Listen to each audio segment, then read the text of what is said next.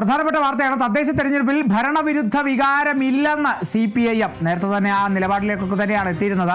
സർക്കാർ പ്രവർത്തനങ്ങൾ ജനങ്ങളിലേക്ക് എത്തിക്കുന്നതിൽ സംഘടനാ വീഴ്ചയുണ്ടായെന്നും ശബരിമല വിവാദം തിരിച്ചടിച്ചെന്നും CPIM സംസ്ഥാന സമിതി വിലയിരുത്തുന്നു. ഒടുക്കം ആ വിലയിരുത്തലിലേക്ക് എത്തിയിരിക്കുകയാണ്. അതായത് ശബരിമല വിവാദം തിരിച്ചടിയായി എന്ന് CPIM സംസ്ഥാന സമിതി വിലയിരുത്തിയിരിക്കുകയാണ്.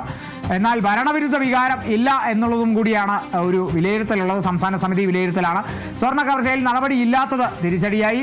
ചർച്ചയിൽ പങ്കെടുത്ത ഭൂരിഭാഗം പേർക്കും സമാന അഭിപ്രായമാണ് ഉണ്ടായത്. ജനങ്ങളെ വിശ്വാസത്തിലെടുക്കാൻ ആയില്ലെന്നും സംസ്ഥാന സമിതിയിൽ അഭിപ്രായം പറഞ്ഞു. അതായത് സംസ്ഥാന സമിതിയെ സംബന്ധിച്ച് ഏറെ നിർണായകമായൊരു യോഗം തന്നെ എന്ന് തന്നെ മനസ്സിലാക്കാം. കാരണം സുപ്രധാനമായി ഇത്തരത്തിലുള്ള അഭിപ്രായങ്ങളൊക്കെ അവിടെ ഉയർന്നു. ഭൂരിഭാഗം പേർക്കും അത്തരത്തിലുള്ള സമാന അഭിപ്രായങ്ങൾ ഉയർന്നു എന്നുള്ളതാണ് ചർച്ചയിൽ പങ്കെടുത്ത ഭൂരിഭാഗം പേർക്കും.